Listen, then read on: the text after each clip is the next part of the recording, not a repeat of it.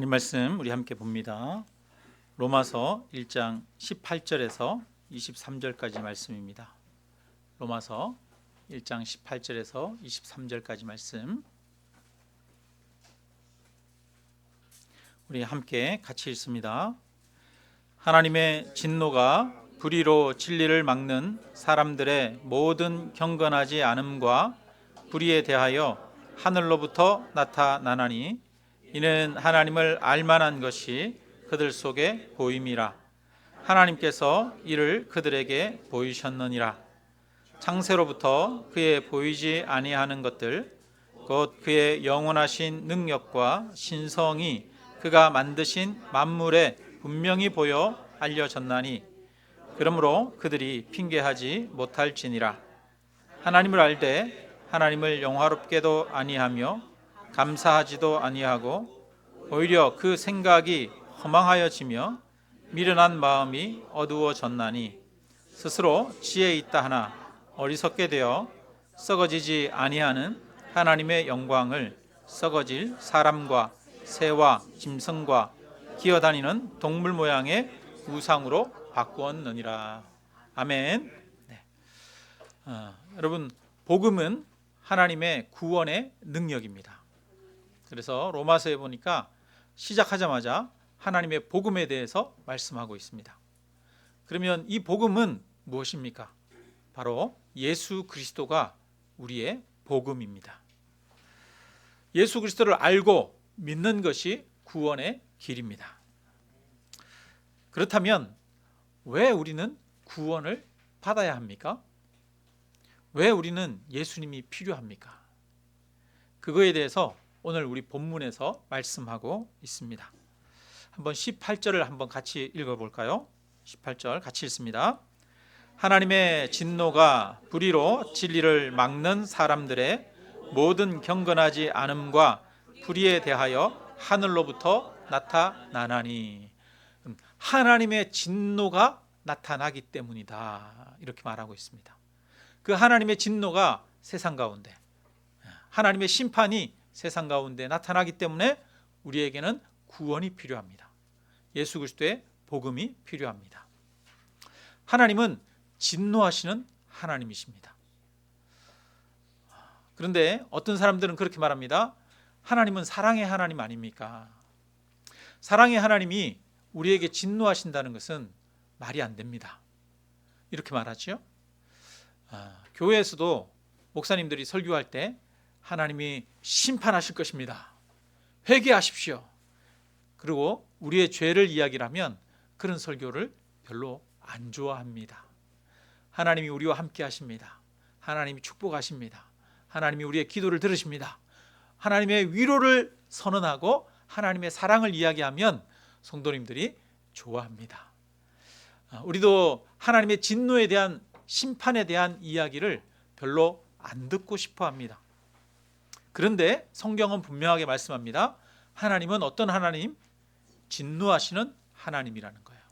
심판하시는 하나님이라는 거예요. 하나님은 무섭도록 심판하시는 하나님이십니다. 여러분, 지금 중동 지역에 이스라엘과 팔레스타인 사이에 전쟁이 일어나서 한 20일 이 정도 만에 10,000명이 넘는 사람들이 죽었어요. 10,000명 생각해 보십시오. 얼마나 많은 숫자입니까? 그런 사람들이 건물에 깔려서 죽고 포탄 맞아서 살이 찢겨서 죽고 죽었지 않습니까? 1명, 2명, 3명, 4명, 10,000명까지 세려면 얼마나 많아요. 그죠? 그 많은 숫자가 단 며칠 만에 그렇게 죽었습니다. 끔찍하죠. 끔찍해요.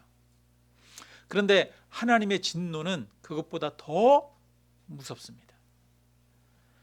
세상에 죄가 가득할 때 하나님께서는 노아의 가족 8명과 방주에 들어가는 그 짐승들 외에는 모든 생명 있는 세상의 생명들을 다 쓸어버리셨습니다. 온 세상을 말갛게 만드셨습니다. 하나님의 진노, 하나님의 심판이 얼마나 무시무시한지 알 수가 있지요. 여러분, 우리 한번 생각해 보세요. 핵폭탄이 터져가지고 대한민국에 있는 사람들이 싹 다 하루아침에 다 사라져 버린다면 얼마나 끔찍합니까? 무섭지요. 그런데 홍수로 인해서 세상에 호흡 있는 모든 것들이 하나님의 심판을 받았어요. 그러니까 하나님의 진노, 하나님의 심판은 가볍다, 무겁다? 무겁다. 하나님의 진노는 무섭다. 우리는 하나님의 진노와 심판에 대해서 무섭다는 것을 알아야 합니다. 우리의 죄가 그만큼 무섭다는 것을 깨달아야 하는 것이죠. 어떤 사람은 아까 말씀드린 대로 하나님의 이런 진노를 이야기하면 어떻게 사랑의 하나님이 그렇게 무섭도록 심판하실 수 있느냐, 이렇게 말하는 사람들이 있습니다. 그러면 한 가지 질문을 한번 던져보겠습니다. 어떤 사람이 길을 가고 있어요. 근데 갑자기 그 사람이 칼을 꺼내더니 주변에 있는 아이들 또 노약자들을 막 찌르고 죽입니다. 여러분, 그런 모습을 우리가 목격했다. 그러면 우리는 분노하지 않겠습니까? 요즘 보면은 전화를 해가지고 거짓말로 속이고 통장에 있는 돈을 빼내게 해서 송금 받는 이런 일들, 사기들이 많이 극성을 부리고 있습니다. 이걸 우리가 보이스피싱이라고 그러죠. 혹시 여러분 보이스피싱 전화 한두 번 받아본 적 있습니까? 아마 대부분의 국민들이 그런 전화를 받아본 적이 있을 거예요. 저도 그런 비슷한 전화, 문자 이런 거 받은 적이 있거든요. 특히 연세 많으신 노인들이 잘 속죠. 그렇게 해서 노후 자금으로 몇 천만 원 꼬깃꼬깃 모아놓은 돈들, 이런 것들 통장에서 인출해가지고 송금해버리고, 그렇게 해서 그 정말 노인들이 노후에 살아가야 될 생활 자금을 빼앗아 버리는 이런 일들이 얼마나 많이 있습니까? 근데 그런 사람들이 보니까 중국이나 이런 데다가 거점을 두고 여러 사람들이 합숙하면서 모여서 하루 종일 전화만 돌리고 있더라고요. 그리고 그 수법도 진화를 해요. 어떻게 하면 더 사람들을 잘 속일까? 어떻게 하면 돈을 더 빼낼까? 이 생각만 하고 살아가는 거잖아요. 참 열심히 일해서 돈 벌 생각 안 하고 어떻게 하면 사기칠까? 어떻게 하면 정말 약하고 가난하고 힘없는 사람들 돈 내가 빼앗아 낼까? 이 궁리만 하면서 살아가는 사람들이 있잖아요. 저는 그 보이스피싱 범들 보면은 화가 좀 나요. 화가. 아니 어떻게 저렇게 살아갈 수가 있지? 이런 생각이 좀 들어요. 여러분 그런 생각 안 듭니까? 들죠? 그런 사람들 보면, 보이스피싱 이런 사람들을 보면 여러분 화가 나는 게 정상입니까? 화가 안 나는 게 정상입니까? 화가 나는 게 정상이에요. 분노가 일어나고 그 다음에 심판하는 게 정상이에요. 자, 그렇다면 하나님이 진노하시는 것이 정상입니까? 아니면 비정상입니까? 하나님은 공의롭고 정의로우신 분입니다. 하나님 나라의 기초는 공의와 공평과 정의라고 말씀합니다. 하나님은 선하고 의로우신 분입니다. 하나님은 죄가 없으신 분입니다. 악이 없으신 분입니다. 거룩하신 분입니다.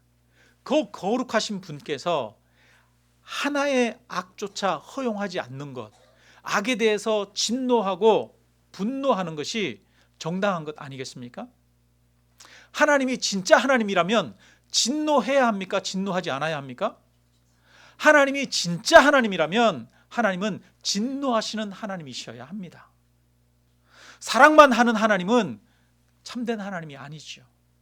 그래서 하나님은 진노하신다라고 말씀하고 있습니다. 하나님의 진노가 우리에게는 무섭다는 사실을 깨닫고 하나님은 진노하시는 하나님이다라고 하는 그런 것을 마음에 새겨야 합니다. 자, 그러면 하나님은 사람들의 어떤 모습 때문에 진노할까요? 왜 진노할까요? 왜? 그 진노의 이유에 대해서 오늘 본문에서 말씀하고 있어요. 한번 본문을 차근차근 보면서 설명드리겠습니다. 자, 우리 첫째는 사람들이 하나님을 인정하지 않고 예배하지 않기 때문에 진노하는 거예요. 자, 이것이 18절에 나옵니다. 18절 우리 같이 한번 읽겠습니다. 하나님의 진노가 불의로 진리를 막는 사람들의 모든 경건하지 않음과 불의에 대하여 하늘로부터 나타나나니. 여기 보니까 모든 경건하지 않음에 대해서 하나님이 진노한다라고 말합니다. 그리고 19절 20절에 보니까 이렇게 말합니다. 이는 하나님을 알만한 것이 그들 속에 보임이라. 하나님께서 이를 그들에게 보이셨느니라. 여러분, 하나님을 알만한 것이 사람에게 있다는 거예요. 하나님에 대해서 특별히 가르쳐 주지 않아도 사람의 마음에는 하나님을 알만한 것이 있다는 거예요. 하나님에 대한 생각, 하나님에 대한 믿음이 사람에게는 있다는 겁니다. 그런 것 같습니까, 여러분? 동물들은 종교가 없습니다. 전 세계 어떤 동물들 중에 그 동물들이 어떤 거 만들어 놓고 거기에서 절하고 예배하더라, 이런 얘기 들어본 적 있습니까? 없죠. 동물들은 예배하지 않습니다. 그런데 사람은 예배합니다. 근데 어떤 한 지역에 있는 사람들만 예배하는 게 아닙니다. 저 아프리카에 있는 사람들, 저 북극 지방 알래스카에 있는 사람들도 다 나름대로 무엇인가를 예배하고 무엇인가를 섬깁니다. 수천 년 전에 고대인들도 무엇인가를 예배하고 섬겼어요. 오늘날의 사람들도 예배하고 섬깁니다. 사람의 마음에는 예배하는 마음, 경배하는 마음이 있어요. 종교성이 있습니다. 왜 그렇습니까? 사람 안에 하나님에 대한 인식이 있기 때문이에요. 그래서 하나님이 사람 안에 하나님을 알만한 것이 있다라고 말합니다. 그래서 인간에게는 하나님에 대한 생각, 하나님 관념이 있어요. 모든 사람들이 하나님에 대한 생각을 가질 수 있도록 사람에게 하나님이 심어 주셨습니다. 하나님을 알만한 것이 그들 속에 보임이라. 하나님께서 이를 그들에게 보이셨느니라. 자, 그리고 또 말합니다. 20절에 보니까 20절 같이 한번 읽겠습니다. 창세로부터 그의 보이지 아니하는 것들 곧 그의 영원하신 능력과 신성이 그가 만드신 만물에 분명히 보여 알려졌나니 그러므로 그들이 핑계하지 못할지니라. 아멘. 하나님의 능력과 하나님의 신성이 어디에 보여 알려졌다고요? 만물에. 자연을 보면 그 자연 만물을 통해서 하나님의 능력을 알 수 있다는 거예요. 이 놀라운 자연을 만드신 하나님의 능력이 얼마나 위대하고 큰가 알 수가 있는 것이죠. 하나님의 신성, 하나님의 거룩하심을 또한 알 수 있다는 거예요. 그래서 사람들이 핑계치 못한다라고 말합니다. 나는 하나님을 몰라, 하나님을 본 적이 없어, 핑계할 수 없다는 거예요. 그런데 요즘에는 이 자연 만물을 보면서 이 자연이 하나님이 만든 것이 아니라 저절로 생겨났다라고 하는 사람들이 있죠. 여러분, 자연이 왜 생겨났을까? 이거에 대한 생각은 단 두 가지입니다. 하나는 저절로 생겨났다. 하나는 하나님이 만드셨다. 단 두 가지뿐이에요. 다른 선택지는 없어요. 다른 선택지는 없고 이 단 두 가지뿐인데 사람들은 무엇을 선택합니까? 저절로 생겨났다. 이렇게 선택하는 사람들이 있어요. 그러면 제가 한번 물어보겠습니다. 여기에 볼펜이 하나 있어요. 볼펜이 있는데 이 볼펜을 제가 여기다가 이렇게 뒀는데 볼펜이 사라졌어요. 그러면 여러분, 우리는 어떻게 생각합니까? 누가 가져갔다고 생각합니까? 저절로 없어졌다고 생각합니까? 이게 볼펜이 없어졌어요. 이게 저절로 없어졌다라고 생각하실 분 여기 한 명이라도 있습니까? 없어요. 아무도 없어요. 이 볼펜은 분명히 누군가가 가져갔다 이렇게 말합니다. 없어지면 발이 달린 게 아니고 손이 달려서 볼펜이 기어간 게 아니고 분명히 누군가가 가져갔다라고 생각하지요. 이 하찮은 볼펜 하나도 사람들은 누군가에 의해서 옮겨졌다라고 말합니다. 그런데 이 자연 만물을 보십시오. 이 자연 만물이 얼마나 놀랍고 복잡하고 신비롭습니까? 우리 사람은 얼마나 놀랍습니까? 그죠? 사람이 만들어내는 그 창조물들, 그 창조의 능력이 얼마나 크고 대단합니까? 이 우주를 보십시오. 이 우주는 얼마나 큽니까? 그리고 이 우주가 돌아가는 그 모든 것들을 보면 얼마나 정교하게 돌아가고 있습니까? 우리가 호흡하는데 이 지구에 산소가 0.5% 정도만 부족해도 우리는 호흡하기 어렵대요. 산소가 지금보다 단 몇 프로만 더 많아져도 인간이 살 수 없대요. 왜요? 수시로 폭발이 일어나서 산소가 너무 많으면. 지구는 희한하게 하루에 한 번씩 돕니다. 만약에 지구가 자전하지 않으면 지구는 사람이 살아갈 수가 없어요. 한 곳은 너무 뜨겁고 한 곳은 너무 차가워서 살아갈 수가 없죠. 지구는 하루에 한 바퀴씩 돌아서 해가 비치고 식었다가 달궈졌다가 식었다가를 반복합니다. 뿐만 아니라 이 지구는 희한하게 23.5도가 기울어져서 태양 주위를 1년에 한 바퀴씩 돌아갑니다. 그래서 사계절이 생기는 것이고요, 여름이 생기고 겨울이 있는 것이지요. 지구는 희한하게도 달이 있어요. 한 달에 한 번씩 달이 지구 주변을 돕니다. 그래서 달이 가까워지면 바닷물이 조수간만의 차가 생기는 거죠. 달이 없으면 조수간만의 차가 생기지 않아요. 바닷물이 뒤집어지고 바뀌지 않아요. 그러면 이 정화작용이 제대로 일어나지 않겠죠. 이 지구의 모든 것들을 보면 너무나 신비롭고 놀랍습니다. 이 볼펜 하나가 옮겨진 것보다 더 신비롭고 놀라운 것이죠.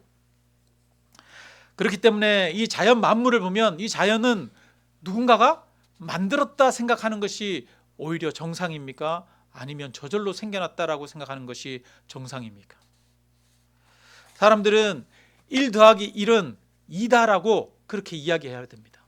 그런데 여기에서는 1 더하기 1은 2고 저기 가서는 1 더하기 1은 5다라고 얘기하면 그 사람은 잘못된 거죠. 이랬다 저랬다 마음대로 하면 안 되는 것이죠. 사람은 합리적이고 논리적이고 동일해야 합니다. 그러면 이 볼펜이 누군가가 옮긴 것이다 라고 말한다면 이 자연 만물을 보면서도 당연히 누군가가 만들었다라고 이야기하는 것이 정상인 것이죠. 그런데도 사람들은 이 자연 만물을 보면서 자연이 저절로 생겨났다라고 말합니다. 하나님은 이 자연 만물을 통해서 하나님의 능력과 신성을 보여주셨기 때문에 인간이 하나님이 없다라고 핑계할 수 없다고 말씀하십니다.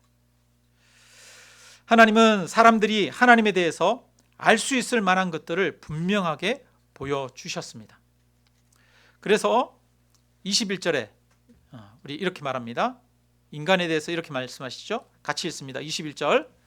하나님을 알되 하나님을 영화롭게도 아니하고 감사하지도 아니하고 오히려 그 생각이 허망하여지며 미련한 마음이 어두워졌나니. 자, 하나님을 알 만한 것이 있어요. 사람에게는 하나님을 알 만한 것을 하나님이 주셨어요. 그런데 사람은 하나님을 알면서도 하나님을 영화롭게 하지 않아요. 뿐만 아니라 하나님께 감사하지도 않아요. 그리고 그 생각이 어두워졌습니다. 허망하여졌다 이렇게 말씀하고 있습니다. 또 1장 28절에 보니까 이렇게 말해요. 28절 우리 같이 한번 읽어볼까요? 또한 그들이 마음에 하나님 두기를 싫어하매 하나님께서 그들을 그 상실한 마음대로 내버려 두사 합당하지 못한 일을 하게 하셨으니. 사람은 하나님을 그 마음에 두기 싫어한다라고 말합니다. 하나님을 알 만한 것이 있는데 하나님을 영화롭게도 않고 감사하지도 않고 하나님을 마음에 두기 싫어합니다. 그리고 자기 마음대로 살아가기를 원합니다. 그게 아담과 하와의 모습이죠. 아담과 하와에게 마귀가 와서 말합니다. 선악과를 따먹으면 너의 눈이 밝아져서 하나님처럼 될 것이다 말합니다. 네가 하나님이 되면 돼. 네가 원하는 대로 하면 돼 라고 이야기를 하는 것이죠. 그래서 아담과 하와가 선악과를 따먹은 사건은 하나님을 부정한 사건이에요. 하나님을 부정하고 내가 하나님이 되려고 한 사건입니다. 그리고 그 결과가 22절 23절에 나타납니다. 22절 23절 우리 같이 한번 읽어보겠습니다.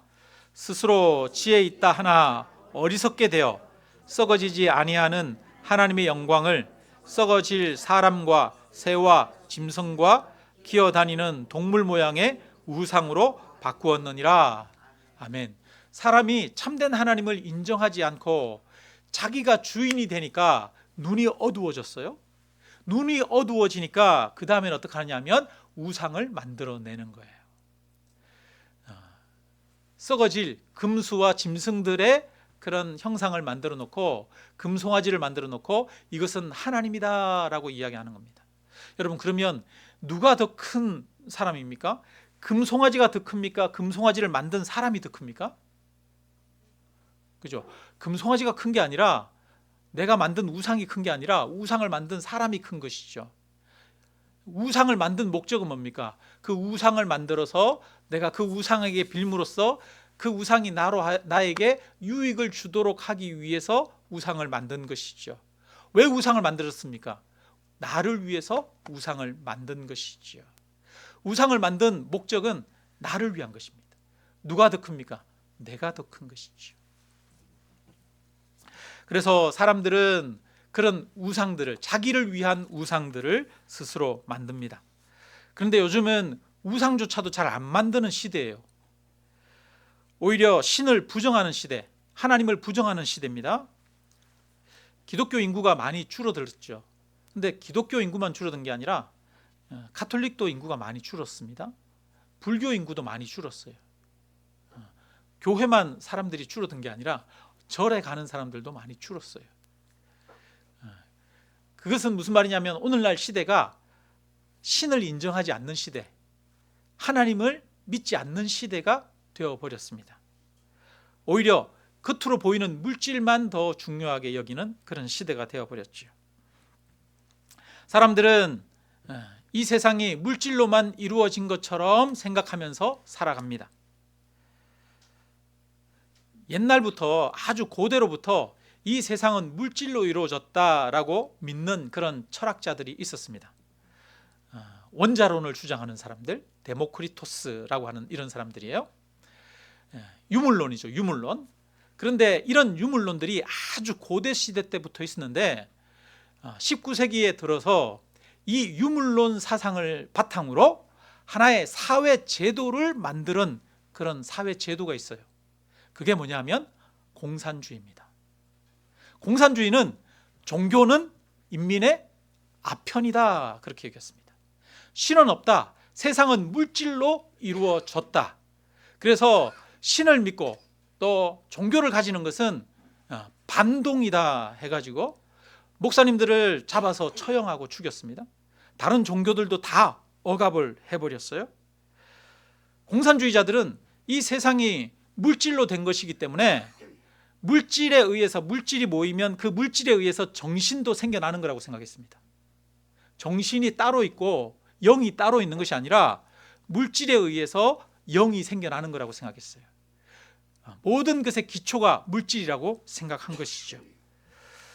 그렇기 때문에 그들은 하나님을 인정하지도 않고 진리를 인정하지도 않아요. 모든 것이 물질이기 때문에 그냥 그 물질을 가차없이 없애버릴 수도 있는 거예요. 공산주의자들은 자신들에게 방해가 되는 사람들은 스스럼없이 축출하고 또 죽이고 그러는 것을 정당화하고 합법화했습니다. 이 세상에서 지금까지 만들어진 제도 중에 그 제도로서 폭력을 정당하고 가장 악한 것이 뭐였냐면 공산주의였어요. 공산주의. 왜 그렇습니까? 공산주의가 신을 인정하지 않기 때문에, 하나님을 인정하지 않기 때문에, 세상은 물질로만 되어졌다라고 여기기 때문에 사람의 생명을 하찮게 여긴 것이죠.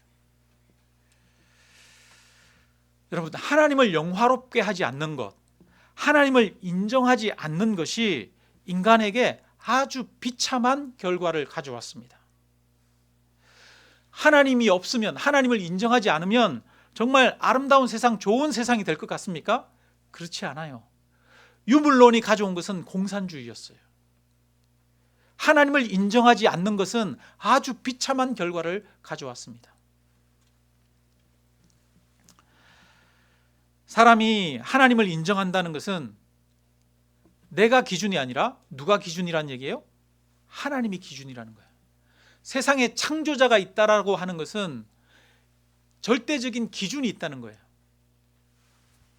사람은 내 마음대로 살아서 되는 것이 아니라 하나님, 세상을 창조하신 하나님을 기준으로 살아가야 한다는 것이 바로 하나님을 고백하는 마음인 것이죠. 그런데 사람이 하나님을 인정하지 않게 되면 반대로 누가 기준이 될까요? 내가 기준이 되는 거예요. 내가. 그래서 내 마음대로, 마음의 정욕대로 살아가게 되는 겁니다. 그걸 이제 24절에 이야기하고 있어요. 24절 우리 한번 읽겠습니다. 24절 같이 읽습니다. 그러므로 하나님께서 그들을 마음의 정욕대로 더러움에 내버려 두사 그들의 몸을 서로 욕되게 하게 하셨으니. 그래서 사람들이 어떻게 됐냐면 마음의 정욕대로 살아가게 됐어요. 또 26절을 한번 읽겠습니다. 같이 읽습니다. 이 때문에 하나님께서 그들을 부끄러운 욕심에 내버려 두셨으니 곧 그들의 여자들도 순리대로 쓸 것을 바꾸어 영리로 쓰며. 여기도 보니까 그들이 욕심대로 살아갔다라고 말합니다. 자, 그 결과 여러분, 사람들이 자기 정욕대로 해요. 자기 욕심대로 해요. 자기 정욕대로, 자기 하고 싶은 대로 하니까 그 다음에 무슨 일이 일어났냐? 성적 타락이 일어납니다. 여자들도 순리대로 쓸 것을 바꾸어 영리로 쓰고. 자, 27절 같이 한번 읽습니다. 그와 같이 남자들도 순리대로 여자 쓰기를 버리고 서로 향하여 음욕이 불릴 듯하며 남자가 남자와 더불어 부끄러운 일을 행하여 그들의 그릇 때문에 상당한 보응을 그들 자신이 받았느니라. 아멘.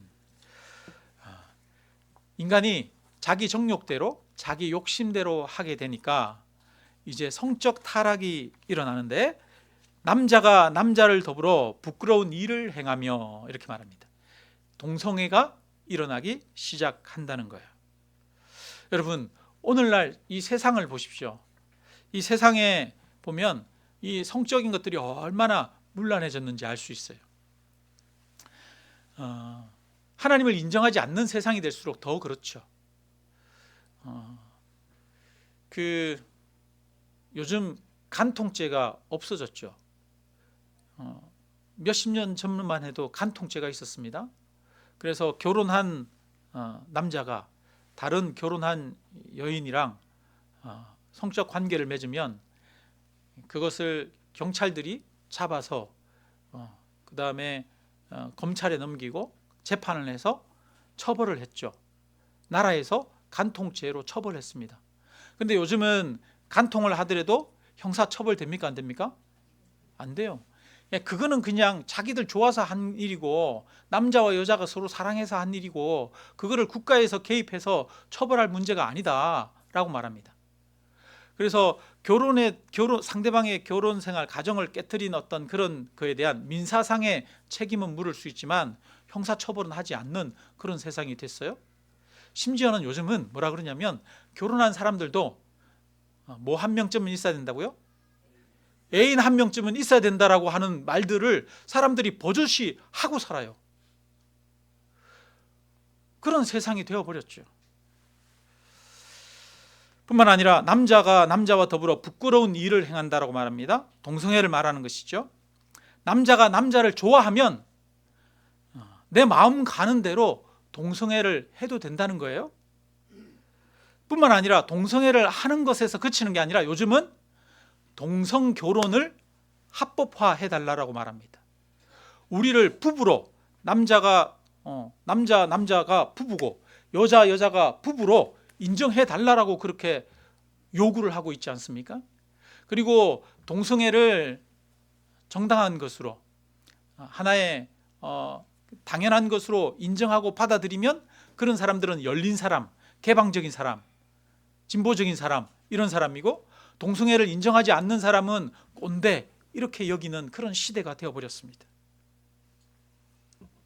그러나 동성애는 엄연히 자연의 순리에 어긋난 것입니다. 하나님은 남자와 여자로 사람을 지으셨습니다. 남자와 여자가 결혼하여 부부가 되고 자녀를 낳고 살아가는 것이 자연의 순리죠. 남자와 남자끼리는 자녀가 생기지 않아요. 그러면 사람이 대가 이어질 수가 없죠. 자연의 순리는 동성이 결혼하는 것이 아닙니다. 그런데 하나님이 기준이 되지 않고 사람의 욕망과 욕심이 기준이 되어버리니까 동성 결혼마저 합법화하는 그런 시대가 되어버렸습니다. 요즘은 이런 사람들도 있더라고요. 결혼은 하기 싫고 아기는 가지고 싶고. 여러분, 그런 일들 일어나고 있는 거 아시죠? 그래서 결혼을 안 해요. 결혼을 안 하는데 아기는 낳고 싶어요. 그래서 인공수정을 통해서 아기를 낳고 혼자서 아기를 키우는 사람들, 이런 사람들이 TV에 나오잖아요. 그리고 그것이 그냥 당연하고 자연스럽고 그냥 그 사람의 취향으로서 존중하잖아요. 한 아이를 낳고 기르는 것도 자기 욕심으로 자기가 하고 싶으면 해도 되는 것으로 그렇게 만들어버리는 시대가 아닙니까? 모든 것이 내가 원하고 내가 좋아하면, 그리고 다른 사람에게 피해가 되지 않는다면 나는 마음대로 해도 돼라고 여기는 그런 시대가 되어버렸습니다. 다른 외부에 있는 절대적인 기준이 사라져 버렸어요. 누가 기준이 됩니까? 내가 기준이 된 거예요. 내가 원하는 것이 기준이 되는 겁니다. 내 욕심이 기준이 되는 거예요. 이것이 하나님 없이 살아가는 이 세상의 모습입니다. 여러분, 하나님이 없으면 사람이 기준이 되는 거예요. 내가 모든 것의 기준이 되는 거예요. 여러분, 우리는 어떻습니까? 우리는 내가 모든 것을 판단하는 기준이 되어 있지는 않습니까? 그렇다면 우리도 어쩌면 나는 하나님을 믿는다고 하면서도 여전히 하나님을 영화롭게도 하지 않고 하나님을 인정하지도 않는 삶인 것이죠. 하나님의 진노가 왜 나타나느냐? 이래서 나타났다는 거예요. 자, 그 다음에 한번 28절 한 번 더 같이 읽겠습니다. 또한 그들이 마음에 하나님 두기를 싫어하며 하나님께서 그들을 그 상실한 마음대로 내버려 두사 합당하지 못한 일을 하게 하셨으니. 아멘. 상실한 마음대로 내버려 두셨어요. 하나님을 두기를 싫어하니까 사람들은 하나님 두기를 싫어했다는 거예요. 그런데 누구도 그랬어요? 우리도 그랬어요. 우리도. 아담과 하와가 그랬잖아요. 아담과 하와가 하나님을 두기를 싫어해서 자기가 하나님이 되려고 선악과를 따먹었잖아요. 우리도 마찬가지죠. 그래서 하나님 두기를 싫어하며 상실한 마음대로 마음이 어두워지고 허망하여졌습니다. 기준을 잃어버렸습니다. 옳고 그름을 잃어버렸어요. 진리를 잃어버렸습니다. 의를 잃어버렸습니다. 그래서 어떻게 되느냐? 합당하지 못한 일을 하게 하셨으니, 하나님이 없으니까 사람은 합당하지 못한 일을 합니다. 그게 29절에서부터 32절까지 나오죠. 같이 한번 읽습니다. 곧 모든 불의, 추악, 탐욕, 악의가 가득한 자요, 시기, 살인, 분쟁, 사기, 악독이 가득한 자요, 수근수근하는 자요, 비방하는 자요, 하나님께서 미워하시는 자요, 능욕하는 자요, 교만한 자요, 자랑하는 자요, 악을 도모하는 자요, 부모를 거역하는 자요, 우매한 자요, 배약하는 자요, 무정한 자요, 무자비한 자라. 그들이 이같이 일을 행하는 자는 사형에 해당한다고 하나님께서 정하심을 알고도 자기들만 행할 뿐 아니라 또한 그런 일을 행하는 자들을 옳다 하느니라. 아멘. 여기 보니까 21가지를 이야기하고 있습니다. 근데 21가지의 죄만을 이야기하는 게 아니라 이것 말고 여기에 묘사되지 않은 더 많은 죄들이 있겠죠. 그런 죄악들이 왜 생겨나느냐? 죄악의 근본 원인을 알 수 있습니다. 죄악의 근본 원인은 무엇 때문이다? 하나님을 인정하지 않기 때문이다.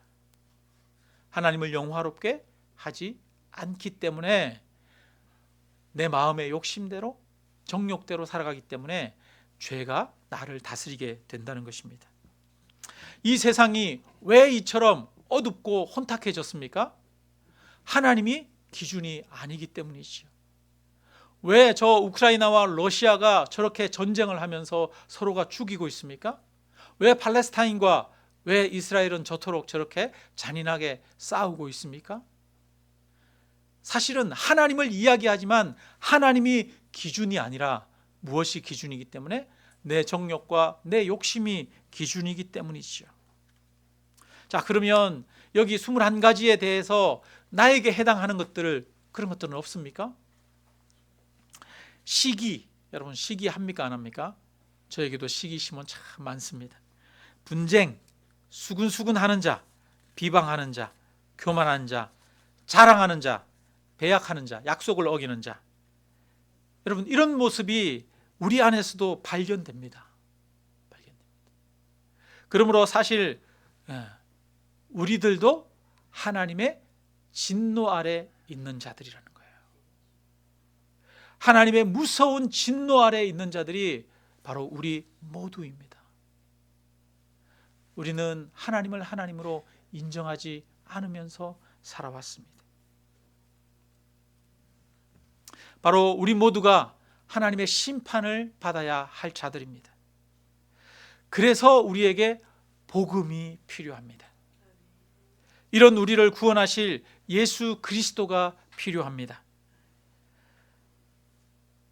하나님이 그런 우리 진노 가운데 있는 우리를 끝까지 사랑하시고 우리를 대신해서 당신이 그 진노를 당하셨다는 사실, 그것을 우리가 깨닫고 하나님의 은혜와 사랑을 믿는 그런 우리가 되어야겠습니다. 그리고 이제 우리 자신이, 나의 삶의 중심이 내가 아니라 하나님이 되어야 하는 것이지요. 하나님을 인정하는 삶, 하나님을 영화롭게 하는 삶, 그런 삶이 되어야 할 줄로 믿습니다. 바로 우리 자신이, 우리 자신 안에 하나님을 인정하지 않는 모습이 있습니다. 그리스도인으로 살아가면서도 여전히 하나님을 하나님으로 인정하지 않는, 하나님을 내 삶의 기준으로 그렇게 따르지 않는 그런 모습이 내 안에 있지 않습니까? 우리 안에는 끊임없이 인간의 욕망과 정욕이 작동하고 있습니다. 내가 주인이 되려고 하는 악한 마음이 끊임없이 작동하고 있습니다. 이런 우리의 모습 가운데 우리가 구원받아야 하겠습니다. 예수 그리스도가 나의 주인이시고 또 하나님이 모든 것의 기준임을 고백하면서 정말 그 말씀을 따라 살아가는 우리 모두가 되시기를 주님의 이름으로 축원합니다. 우리 함께 찬양 드리겠습니다. 찬송가 300